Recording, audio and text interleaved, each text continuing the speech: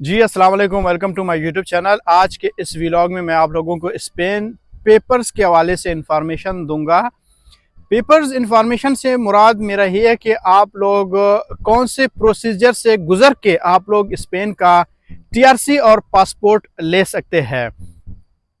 नाज़रीन, स्पेन में रूल्स में हमेशा चेंजेस आता रहता है। पहले होता था 3 साल के बाद आप टीआरसी लेते थे और 10 साल के बाद आप लोग पासपोर्ट ले सकते थे, लेकिन इसमें ये होता है कि चेंजेस आते हैं। अभी जैसे कि उन्होंने 3 साल को 2 साल में तब्दील कर दिया। अभी आप 2 साल के बाद भी पेपर्स हासिल कर सकते हैं। लेकिन इससे पहले क्या होता है, इससे पहले होता है कि जैसे ही आप लोग वीज़ा लेते हैं, यानी आप लोगों को भी पता है कि मैं अक्सर पाकिस्तान से, दुबई से, सऊदी अरब से, मलेशिया, थाईलैंड, जितने भी कंट्रीज़ है जो यहाँ पे, वहाँ से मैं विजिट वीज़ा से रिलेटेड कंसल्टेंसी देता रहता हूँ। कई लोग ऐसे हैं जिनको वीज़ा मिल चुका है और वो लोग यहाँ पे स्पेन में मौजूद है इस वक्त।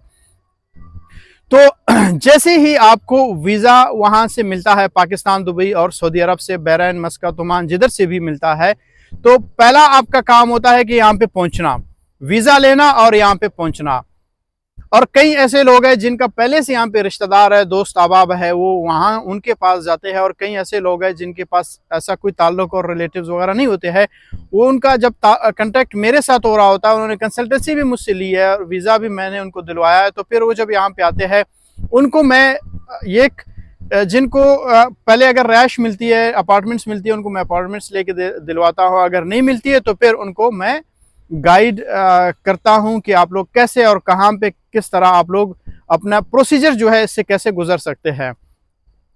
तो नाज़रीन, सबसे पहला काम आपका वीज़ा लेना है। वीज़ा लेने के बाद आप जब यहाँ पे पहुंचते हैं, एक एयरपोर्ट में कई लोग होते हैं वो असाइलम भी ले लेते हैं। मेरे कई जर्नलिस्ट फ्रेंड है, उन्होंने असाइलम ली है और वो मैड्रिड में रह रहे हैं इस वक्त। लेकिन उसके अलावा कई ऐसे लोग उन्होंने असाइलम लेके बार्सिलोना आ गए। और अगर आप असाइलम नहीं लेते हैं, आप सिर्फ विजिट के लिए आते हैं बार्सिलोना, मैड्रिड, किसी भी जगह पे, मुर्सिया, अलीकांते, वेलेंसिया, तो वहां पे सबसे पहले आपका काम होता है पाद्रोन करवाना। पाद्रोन एक ऐसा चीज है, आप एक एड्रेस दे देते हो, एड्रेस के बाद वो एड्रेस ऐसा टाइम आपका काउंट होता है कि भाई आप इस दिन पहुंचे हैं और इस दिन से आपके टाइम काउंट है। अगर पहले होता था 3 साल, अब वो हो गया है 2 साल। यानी 2 साल में भी और 1 साल में भी आप कह सकते हो कि इस वक्त जो मैं वीडियो बना रहा हूँ, आप 1 साल में भी पेपर ले सकते हैं। क्यों? क्योंकि अब ये इमिग्रेशन ओपन करने जा रहे हैं।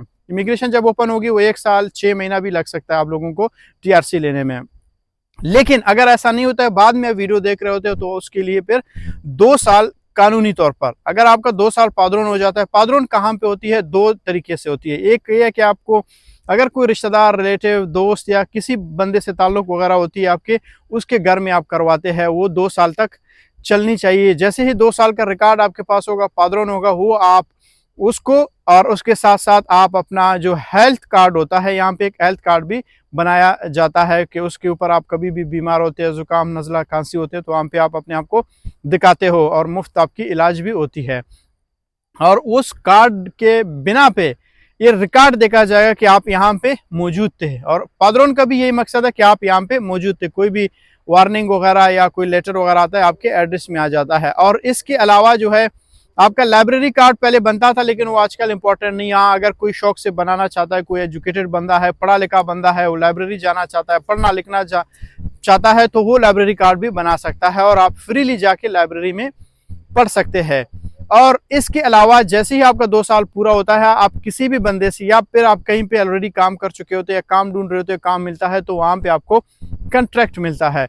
वो कंट्रैक्ट और पाकिस्तान से बर्थ सर्टिफिकेट, सारी चीजें, डॉक्यूमेंटेशन 2 साल के बाद आप पूरा करके जाके यहाँ पे फॉरेन ऑफिस में जमा कर लेते हैं। जमा करने के बाद ये आपके पेपर्स को, आपके कंट्रैक्ट को, आपके सारे रिकॉर्ड को, आपके जो पुलिस कैरेक्टर सर्टिफिकेट है, बर्थ सर्टिफिकेट है, ये सारी चीजें देख के, सॉरी बर्थ सर्टिफिकेट नहीं, पुलिस कैरेक्टर सर्टिफिकेट, ये सारी चीजें देख के उसके बाद विद इन अ मंथ, 2 और 3 मंथ्स ये डिसाइड करते हैं कि भाई इस बंदे को हमने टीआरसी देना है या नहीं। जैसे ही टीआरसी आपको 2 साल पूरा होता है, यानी उनके फैसले के बाद आपको टीआरसी मिल जाता है। और उसके बाद आपको, अच्छा एक और चीज मैं भूल गया, जैसे पहले 3 साल का था, वहां पे आप लोगों को लैंग्वेज कोर्स की भी एक सर्टिफिकेट चाहिए होती थी। लेकिन अब सुनने में आ रहा है कि जो 2 साल का इन्होंने कर दिया है, इसमें लैंग्वेज कोर्स की कंडीशन नहीं है, नहीं रखी जाएगी। लेकिन उसके बावजूद ये भी मैं कह सकता हूँ चांसेस है कि ये लोग रखें, क्योंकि ये लोग बहुत रेसिस्ट होते हैं, लैंग्वेज को बहुत ज़्यादा इंपॉर्टेंस देते हैं, लेकिन हो सकता है इसमें ये लोग इस चीज़ को रख लें। तो नाजरीन, ये आज वीडियो आप लोगों की खिदमत में मैं लेके आऊँ। अगर वीडियो पसंद आ गए तो चैनल को सब्सक्राइब करें और बेल आइकन पे भी क्लिक करें, ताकि इस तरह के इंफॉर्मेटिव वीडियोस आप लोगों तक मैं पहुंचाता रहूं। Thank you so much.